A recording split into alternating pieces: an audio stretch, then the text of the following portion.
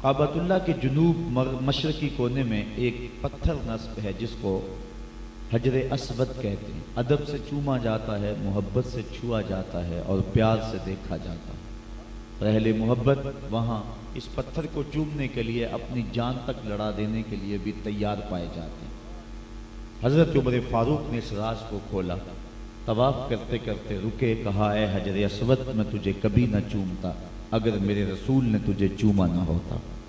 हमने कतरा देखा न कभी दरिया पे गौर किया, बस जहां तेरी झलक नजर आई वहीं डूब गए। इसलिए इस पत्थर को चूमा जाता है और अदब से छुआ जाता है, और जिसको मौका नसीब हो जाए फिर वो छोड़ता ही नहीं है, कभी इधर से कभी उधर से, कभी ऊपर से कभी नीचे से। किसी ने कहा ये हिंदुस्तान से आए लोग ये बड़े जुनूनी लोग हैं, पत्थर चूम लिया बात खत्म हुई, ये दाएं बाएं ऊपर नीचे से चूमे चले जा रहे हैं। तो मैंने कहा मियाँ ये पत्थर नहीं चूम रहे, ये किसी के होंठों के निशान को तलाश कर रहे हैं। अल्लाह सुभान अल्लाह, के होंठों के लमस को ढूंढ रहे हैं, सुभान अल्लाह। कभी इधर से चूम रहे हैं, कभी उधर से चूम रहे हैं। शायद इसलिए शहर की कसम फरमाई हो, बिल्कुल काबतुल्लाह की मशरकी समत आ जाएं तो एक और पत्थर नस्ब है जहाँ हजरत खलीलुल्लाह के कदम लगे हुए और हुक्म हुआ इसको मुसल्ला बना दो। और वहाँ तवाफ करने के बाद वो नफल पढ़े जाते हैं। यहाँ आप भी निस्बत वाले लोग हैं और यहाँ आए हैं, एक बात अर्ज करता चला जाऊँ, अल्लाह के घर का तवाफ कर लिया, अब कोई कसर बाकी तो नहीं रह गई थी, लेकिन कहा अगर मोहब्बत की रीत जानते हो तो कभी कभी अपने डेरे से यार का डेरा अच्छा लगता है, इसलिए उतनी देर तक तुम्हारा तवाफ नहीं मानूंगा जब तक वहां पेशानी नहीं रगड़ोगे जहां मेरे यार के कदम लगे। सुभान अल्लाह सुभान अल्लाह। ये भी इज्जतों का निशान है। वैसे तो इस्लाम ने पत्थरों से हमें दूर हटाया है, लेकिन इन पत्थरों से नेड़े किया जा रहा है, क्योंकि इन पत्थरों को निस्बत है कुल्लो मंसूबिन इला महबूबिन महबूबुन, हर शय जो महबूब से मंसूब हो वो भी तो महबूब होती है। रूमी का लहजा अगर आपके सामने रखूं तो उसने हद कर दी, पाए सग बोसीदा मजनू खल्क गुफ्ता ईजे सूद, गुफ्त ई सग गाहे गाहे कुए लैला रफ्ता बूद। सुभान ने मजनू को देखा कुत्ते के पांव चूम रहे, कहा इंसान हो के कुत्ते के पांव चूम रहे हो? कहा तुम नहीं जानते ये कुत्ता कभी कभी यार के कूचे से गुजरता है, जो कुत्ता यार की गली से गुजरे उसके तो पांव चूमे जाए, फिर कूचा हबीब का अपना आलम क्या होगा। अब थोड़ा इससे मजीद सिरकें और जुनूब की समत आ जाएं। एक चश्मा उबल रहा है जिसको जमजम कहा जाता है, अकीदतों और मोहब्बतों का मर्जा है ये पानी, और खड़े होकर के इसको पिया जाता है। दवा भी है, गजा भी है, शफा भी है, और जिस नीयत और दुआ से पियो अल्लाह वो नीयत और दुआ पूरी फरमाता है। सेने हरम में एक मुहद्दिस आए बैठे थे और लोगों को मुलाकात का वक्त बहुत थोड़ा मिलता था, जो आता 1 मिनट में फारिग कर देते। कोई शख्स चाहे जमजम पे आया और फिर बुजुर्गों के पास खड़ा होकर कहने लगा हजरत एक मसला पूछने आया। कहा पूछिए। कहा सुना है आबे जमजम जिस नीयत और दुआ से पिया जाए वो पूरी होती है। कहा हाँ बिल्कुल मसला सही है। तो अर्ज की हुजूर अभी अभी पी के आया हूँ और इसी नीयत से पी के आया हूँ कि आपसे अल्लाह के रसूल की 100 हदीसें सुनूंगा। तो वो फरमाने लगे मियाँ बैठ जाओ, उतनी देर तक उठूंगा नहीं जब तक 100 हदीसें पूरी नहीं हो जाए। अल्लाह सुभान अल्लाह। इस पत्थर इस पानी को हर मसलक वाला खड़े होकर के पीता है। यहाँ एक बात अर्ज करना चाहूंगा कि ये पानी खड़े होकर के क्यों पिया जाता है, क्या शर्फ है इस पानी का कि हर पानी बैठ के पिए, इसको खड़े होकर के पिए। यही वजह है ना कि इस पानी ने एक पैगंबर के कदम चूमे। जिस पानी ने एक नबी के कदम चूमे हों, एक पैगंबर के पांव चूमे हों, उसको तो खड़े होके पिए। और अगर इमाम पैगंबरां के लिए खड़े होके मुस्तफा जाने रहमत पे लाखों सलाम पढ़ने लग जाएं तो इसमें हरज क्या हो सकता है। जिस पानी ने एक नबी के पैर चूमे हों उसको तो खड़े होके पीछे चूमे और खड़े होके पिए।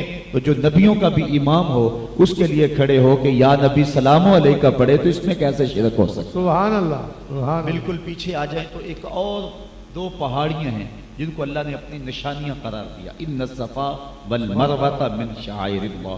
सफा और मरवा ये अल्लाह की निशानियां। क्या निस्बत है इन पहाड़ों को, इनको अल्लाह ने अपनी निशानियां करार दिया। ये ज़मुर्रत और हीरे और जवाहरात से जड़ी हुई हैं या कि इसकी तहों में सोना रखा हुआ है? नहीं, ये आम से पत्थर हैं। لیکن عزتوں کا ظرف کیوں قرار پائے؟ اسی وجہ سے کہ اس پتھر پر اور ان پہاڑیوں کی چھاتیوں پہ حضرت سیدہ ہاجرہ بنی اسرائیل کی ولیہ اور اللہ کے نبی کی والدہ کے قدم لگے ہیں۔ یہاں پھر وہی بات کہوں گا، جہاں ایک ولیہ کے قدم لگے وہ پہاڑیاں تو اللہ کی نشانیاں بن گئی، اور جہاں حضور خود جلوہ فراز ہیں اس گنبد خضرا کا عالم کیا ہوگا، اس کی شان اور اس کی مرتبت اور اس کی رتبہ کیا ہوگا۔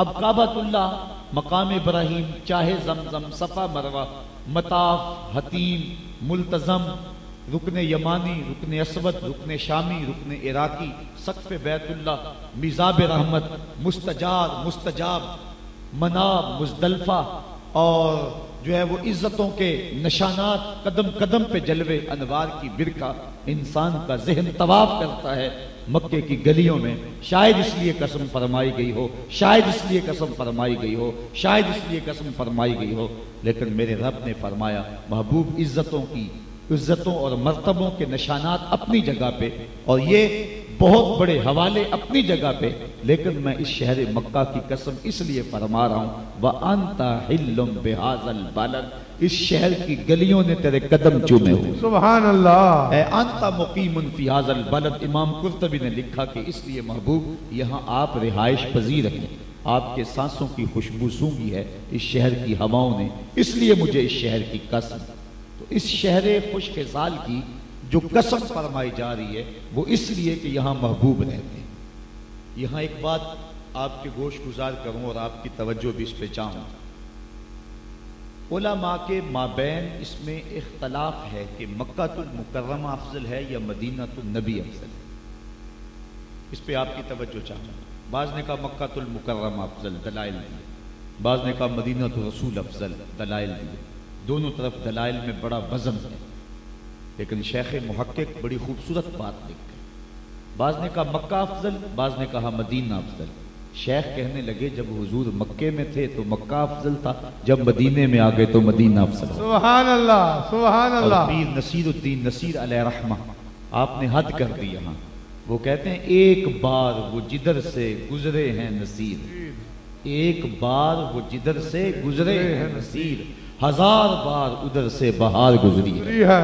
سبحان اللہ۔ اگر میں مشہور وحدی کا لہجہ ادھار لے لوں تو اس کی فکر اور انداز تغزل دیکھیے، وہ کہتا ہے چند لمحوں کے لیے ٹھہرے تھے تم جس پیڑ کے نیچے، چند لمحوں کے لیے ٹھہرے تھے تم جس پیڑ کے نیچے، سنا ہے آج تک اس پیڑ کا سایہ مہکتا ہے۔ ہاں، جب حضور مکے میں تھے تو مکہ افضل تھا، جب مدینے میں آ گئے تو مدینہ افضل ہو گیا۔ کتاب کا نام ہے عوارف المعارف، حضرت شیخ شہاب الدین سہروردی کی تصوف پر اولین کتب میں سے یہ کتاب ہے، اور جس شخص نے یہ کتاب نہیں پڑھی وہ تصوف کو جاننے کا دعویٰ نہیں کر سکتا ہے۔ حضرت بابا فرید گنج شکر رحمۃ اللہ تعالی علیہ، حضرت خواجہ نظام الدین اولیاء اور اپنے دیگر مریدین کو عصر کی نماز کے بعد روزانہ اس کتاب کا درس دیا گیا۔ اس میں سوال ہے ایک مرید کا جو حضرت شیخ سے پوچھتا ہے، شیخ شہاب الدین سہروردی حضرت خواجہ بہاءالحق زکریہ ملتانی کے شیخ ہیں، شیخ سعدی کے پیر ہیں، مرید بھی کوئی اس طرز کا ہی ہوگا، پوچھتا ہے حضرت اس کائنات میں سب سے افضل جگہ کون سی ہے؟ تو جواب دیا برجستہ وہ جگہ جہاں حضور جلوہ فراز، سبحان اللہ، گنبد خضرا ہے۔ مرید نے دوسرا سوال کیا، پھر ہم جنت کی آرزو کیوں کرتے ہیں؟ جب سب سے بہتر جگہ وہ ہے تو جنت کی آرزو کیوں کرتے ہیں؟ تو شیخ نے جواب دیا بیٹے حضور دنیا پہ ہیں تو سب سے افضل جگہ وہ ہے، جب جنت میں جائیں گے تو سب سے افضل جگہ وہ ہے۔ اللہ، سبحان اللہ۔ مکے میں تو مکہ افضل، وہ مدینے میں تو مدینہ افضل، وہ جنت میں چلے جائیں تو جنت افضل۔ واہ واہ۔ مجھے بتائیں آپ، توجہ چاہوں گا، یا رسول اللہ، حدیث طیبہ میں آتا ہے کہ جو صف اول کی فضیلت ہے اگر لوگ اس کو جان جائیں تو قرعہ ڈالیں پہلی صف میں کھڑا ہونے کے لیے، آپس میں لڑ بھی پڑیں، جھگڑا بھی ہو جائے کہ میں نے پہلی صف میں کھڑا ہونا ہے، جو شرف ہے، جو عزت ہے صف اول۔ اب مجھے بتائیں صف اول کون سی ہے؟ جو محراب کے ساتھ صف اول، ساتھ صف ہے وہ صف اول ہے نا، لیکن اگر امام اپنا مصلی اٹھا کے برآمدے میں لے آئے تو پھر صف اول وہ رہے گی؟ پھر تو برآمدے کی دوسری صف صف اول ہو جائے گی۔ لیکن امام وہاں سے بھی مسلح اٹھائے اور صحن میں لے آئے تو پھر صف اول کہاں ہوگی؟ تو جدھر جدھر امام کا مسلح گھومتا جائے گا صف اول کا شرف بھی پیچھے پیچھے اللہ نعرہ تکبیر، نعرہ رسالت، نعرہ حیدری، فیضان شہنشاہ ولایت، حضرت علماء حق اہل سنت۔ تو حضرت شیخ محقق فرماتے ہیں جب حضور مکے میں تھے تو مکہ افضل تھا، جب مدینے میں آ گئے تو مدینہ افضل ہو گیا۔ جدھر جدھر سے وہ گزرتے گئے نور ادھر ہی ان راہوں کا طواف کرتا ہے۔ اور ظہوری کا لہجہ بھی دیکھیے، وہ کہتا ہے مکے کی ہواؤں میں، طیبہ کی فضاؤں میں ہم نے تو جدھر دیکھا سرکار نظر آئے۔ تو کہا لا اقسم بہذا البلد، مجھے قسم ہے اس شہر خوش حال کی، اس لیے کہ یہاں آپ جو رہتے ہیں۔ حضرت امام غازی نے اس آیت کریمہ کو دلیل بنایا، فرمایا سورۃ البلد میں اللہ نے محبوب کے مکان کی قسم فرمائی تو سورۃ العصر میں محبوب کے زمان کی قسم فرمائی۔ پھر ارشاد فرمایا کہ وہاں فرمایا محبوب تیرے کوچہ و بازار کی قسم، اور یہاں کہا محبوب تیرے لیل و نہار کی قسم۔ والعصر قسم ہے محبوب کے زمانے کی، انسان خسارے میں، کیونکہ بہتر زمانہ حضور کا زمانہ ہے۔ خود فرمایا خیر القرون قرنی، بہتر زمانہ تو میرا زمانہ۔ ایک شخص بغداد میں روٹیاں بیچتا تھا، جو تازہ روٹی 1 روپے کی، جو باسی روٹی 2 روپے کی۔ کسی نے اس کو روک کے پوچھا یہ تیرا عجیب سا ریٹ ہے، تازی روٹی 1 روپے کی اور باسی 2 کی، باسی تو 8 آنے کیوں نہیں چاہیے، تو الٹا ڈبل قیمت لگا رہا ہے۔ اس نے کہا کوئی خریدتا ہے خریدے، نہیں خریدتا نہ خریدے، میرا ریٹ یہی رہے گا۔ کہا رکھ یہی ریٹ، لیکن وجہ بھی تو بتا کہ باسی روٹی سستی ہونے کی بجائے مہنگی کیوں ہے؟ اس نے کہا یہ جو باسی روٹی ہے اس کو تازہ روٹی کی نسبت 1 دن حضور کے زمانے سے قربت ہے، اس قربت کی وجہ سے اس کا وزن بڑھ گیا ہے۔ واہ واہ واہ کہا محبوب قسم تیرے زمانے کی، انسان خسارے میں ہے۔